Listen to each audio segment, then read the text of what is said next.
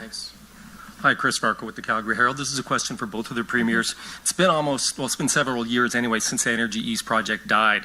So I'm wondering, how will this MOU actually lead to a west-east pipeline going forward?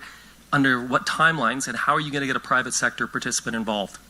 I would say that let's work with the different options that we have on the table right now, and there's many ports we can go to. I mean, we've talked about 3 ports really on the BC coast. We've talked about a port up in Grays Bay, potentially port at either Churchill or Port Nelson. This one would be a port at James Bay.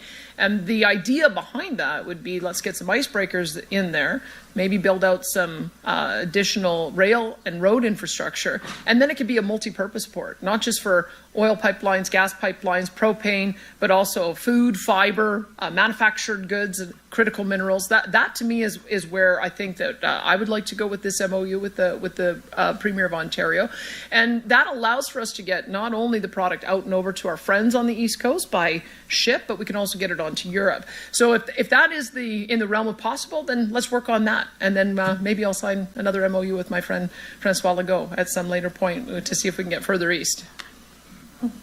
Well, you're asking about investment. First of all, you have to get the buy-in from the provinces if we're going east, and I'll tell you, Ontario is 100% in on this project. We had the opportunity, myself and Premier Smith, to meet with a tremendous amount of business people in the energy sector. And I'll never forget, as one person said, there's tens of billions of dollars we want to invest in Canada, but the regulatory burden is just ridiculous. I don't want to bring my money down to Texas. I don't want to bring it down to North Carolina.